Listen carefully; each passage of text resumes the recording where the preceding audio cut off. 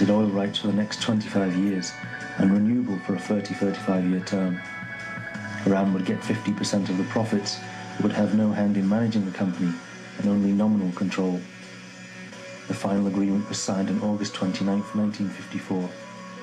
The oil companies then came to a further secret agreement between themselves to control the production and price of the oil. The coup was a landmark event. It was the first successful coup carried out by the newly formed CIA and would become the model for all future CIA coup operations. The coup had exposed Britain's diminishing power and influence in the region, which would soon find itself eclipsed by the United States. But the true repercussions wouldn't be felt until decades later, following the Iranian Revolution in 1979.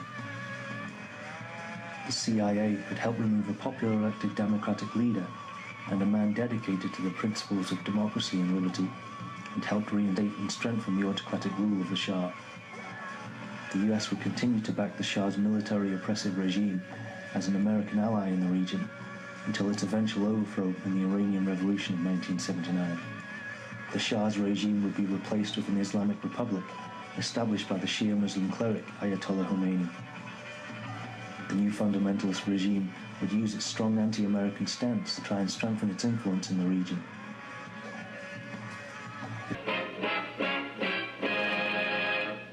Busy you, in and out of doors every day. Think how much dust and dirt settle on your skin. And makeup clings to your skin too and clogs pores. That's why your face needs a thorough cleansing each day. And that's why cleansing tests were made by an independent testing laboratory. This same kind of dirt was made just radioactive enough to register on a Geiger counter. Leading cleansing creams, complexion soaps, and Dorothy Gray Salon Cold Cream were used to remove this dirt.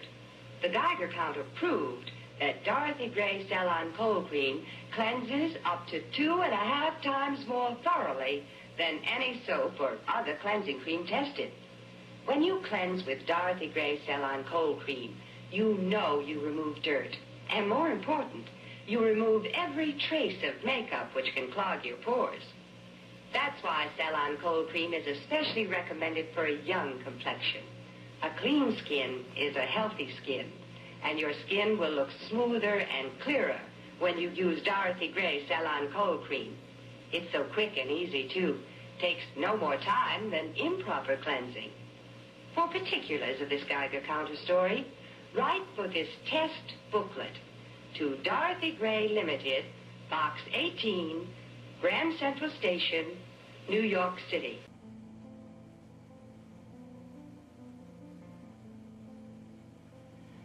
My fellow Americans, this evening I come to you with a message of leave-taking and farewell, and to share a few final thoughts with you, my countrymen. We have been compelled to create a permanent armaments industry of vast proportions. 3.5 million men and women are directly engaged in the defense establishment.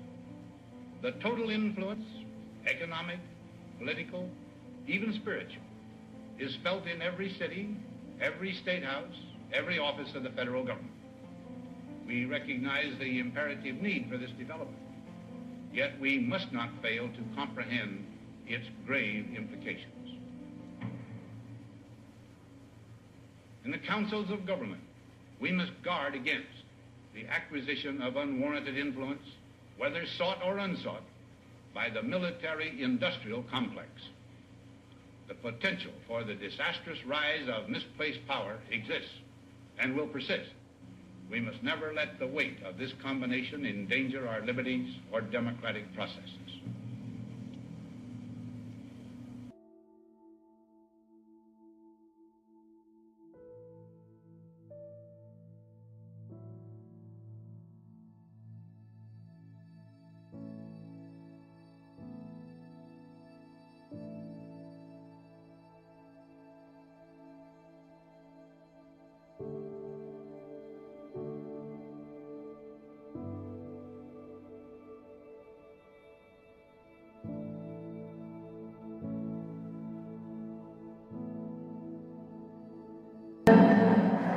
You, John Fitzgerald Kennedy, do solemnly swear. I, John Fitzgerald Kennedy, do solemnly swear. That You will faithfully execute the office of President of the United States. And I will faithfully execute the office of President of the United States. And will, to the best of your ability, And will, to the best of my ability, preserve, protect, and defend the Constitution of the United States. preserve, protect, and defend the Constitution of the United States. So help you God. So help me God.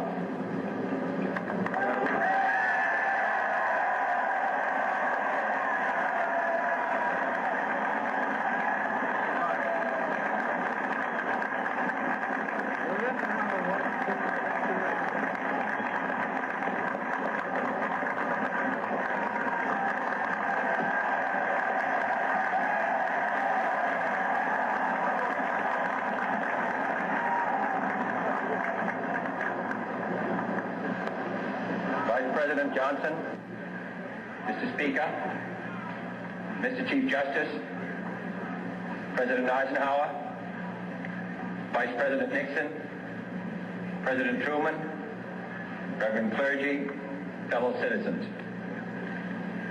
We observe today not a victory of party, but a celebration of freedom, symbolizing an end as well as a beginning, signifying renewal as well as change. For I have sworn before you and Almighty God the same solemn oath our forebears prescribed nearly a century and 3/4 ago. The world is very different now, for man holds in his mortal hands the power to abolish all forms of human poverty and all forms of human life. And yet the same revolutionary beliefs for which our forebears fought are still at issue around the globe. The belief that the rights of man come not from the generosity of the state, but from the hand of God. We dare not forget today that we are the heirs of that first revolution. Let the word go forth from this time and place to friend and foe alike that the torch has been passed to a new generation of Americans born in this century, tempered by war, disciplined by a hard and bitter peace, proud of our ancient heritage, and unwilling to witness or permit the slow undoing of those human rights to which this nation has always been committed and to which we are committed today at home and around the world.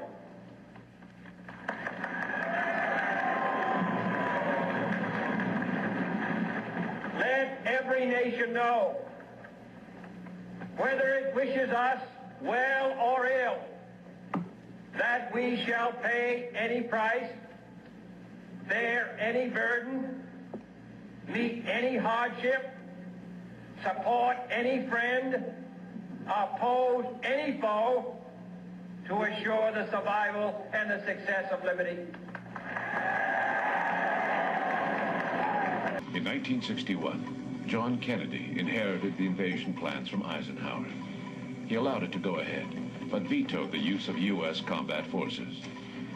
As preliminary acts leading to the invasion, saboteurs burned thousands of acres of sugarcane, and the La Coubre, a Belgian freighter carrying arms, was blown up at a Havana dock.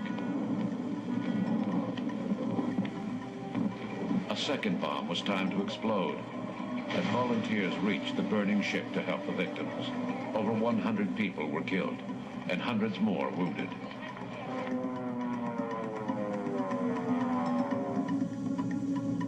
Moreover, exiled Cuban pilots flying American planes painted with Cuban insignia bombed 2 airports, killing a number of civilians.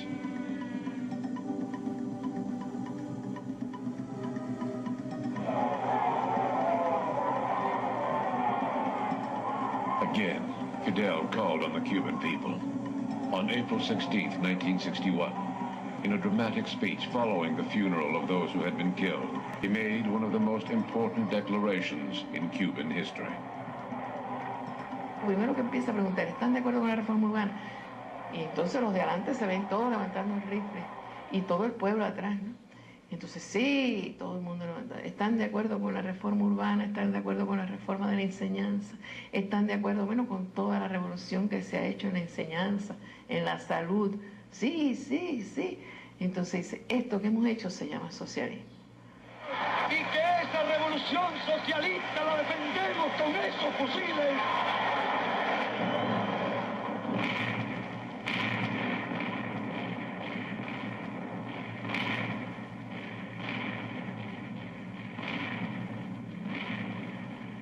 Fidel dirigió personalmente las operaciones y rechazaba la petición de nosotros que se pusiera a un mayor resguardo, a una mayor distancia.